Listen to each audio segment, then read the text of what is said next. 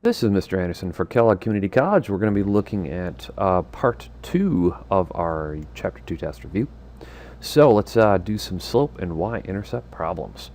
Okay, so starting off with the problem, and you'll notice that the problem isn't actually written in slope-intercept form.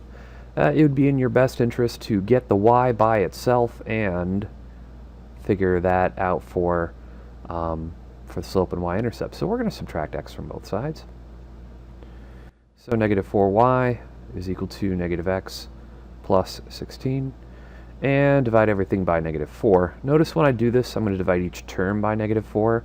This will then separate my slope and y-intercept nicely. Negative 1x divided by negative 4 is positive 1/4 x. I'm going to write it that way so you can easily see the slope, which is going to be 1/4. There's no x in this, so don't put an x here. The y-intercept, 16 divided by negative 4 is negative 4. So my y-intercept is written as a point, 0, negative 4. So let's plot that point, 1, 2, 3, 4. That's my 0, negative 4. And from that point, I'm going to move up 1. That's my rise and my run of 4. So up 1 over 1, 2, 3, 4. And back 4 and 1. Yeah. Okay. There we go, y'all. There it is, up 1 over 4. That is our slope for problem number 5 and our y-intercept for problem number 5. Okay, let's do problem 6. Pretty much just like number 5, except that we're going to work a little bit harder to get our equation into y equals mx plus b form. So negative 3x plus 6y is equal to 12. We're going to add 3x to both sides. All right, and that gives me with 6y is equal to 3x plus 12. Divide each of these by 6. Notice I divide each term by 6. This will give me my perfect slope here, which is 3/6 or 1/2 x plus 12 divided by 6 is 2. So my slope is 1/2. Don't write it as 3/6. And my y-intercept is 2. So 0, 2. So I'm going to start my dot here at 2, go up 1 over 2, up 1 over 2. And if I wanted to start here and go down 1, left 2, it would be the same answer if I did a double negative slope there. All right, there you go. Now, problem 7, 8, and 9. I really want to hammer this home here because these are vocabulary questions that are going to last us into the later chapters here. So, how do you test for a function? Now, we test for a function. We use a vertical line to test for a function. Because the vertical line, or the VLT, the vertical line test, I really need to see the vertical line or the vertical line test. Don't abbreviate for your answer on this problem. The vertical line test checks to see if it crosses the line at more than one point, it is not a function. So for example, this is a function because a vertical line will only cross it once. This is not a function because a vertical line crosses it, in this case, 3 times. In fact, something like this is not a function because it crosses, even though it crosses once only at this spot, it fails there. Circles fail the vertical line test. Circles are not functions, at least in the definition of what a function is. There are equations for circles, but not functions for circles. What about vertical lines? Okay, now what we're talking about is a line that looks like this. What we know about the vertical line, we actually should know 2 things. Their slopes, their S-L-O-P-E-S, their slopes are undefined. Or you can say that they're the empty set. And this also, I want to really hammer this home. Don't ever put the symbol down when you mean 0. I know you're trying to show me maybe, oh, it's not a O, it's a 0, but no, this means empty set, which means there is no answer. So undefined slope, it's a 0 with a line through it. So the slopes are undefined. Also, the equation of a vertical line is x equals h, or whatever that value is. So let's say, for example, here I had a line that was vertical on this x and y axes. And since I'm not going to move this graph up again, this would be the equation x equals 2. Because it would intersect at the 2 value on the x-axis. So vertical lines have an x equals h equation to them. Now, for horizontal lines, the slope is 0. Or, if you want to write it out, that's fine too.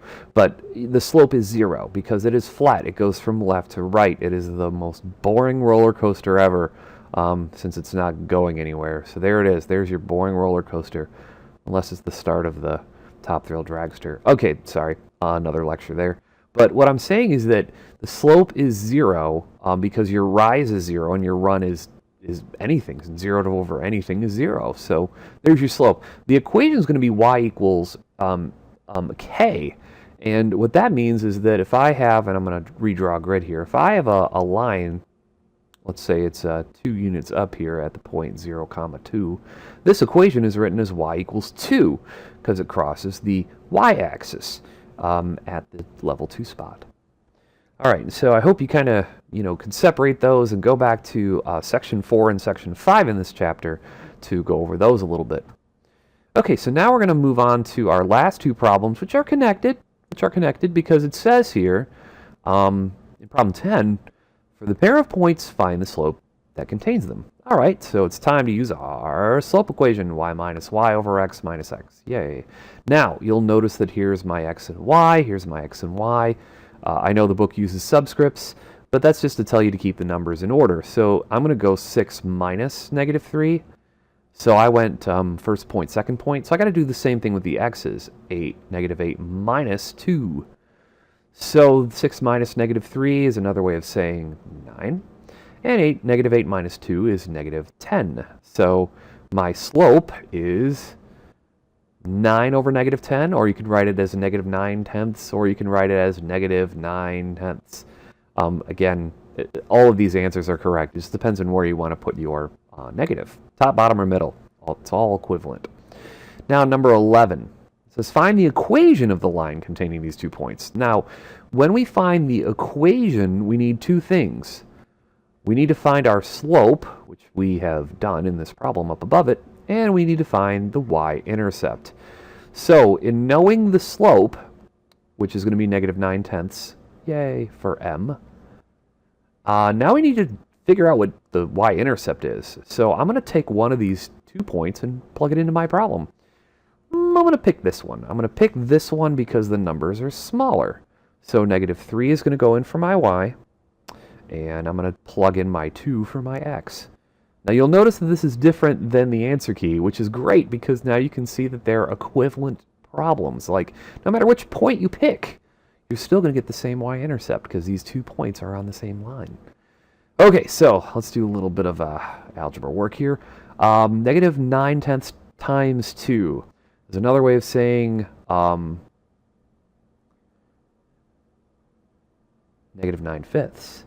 Now, the reason why it's negative 9/5 is because I went negative 9 times 2, which is 18/10, and 18/10 can be simplified. Or you could see that I just simplified the 2 and the 10 and made it 5 and 1. So there we go, negative 9/5 plus b. This is all stuff you should have learned in Math 101, but if you have a graphing calculator, you can use the fraction mode to kind of help you with this.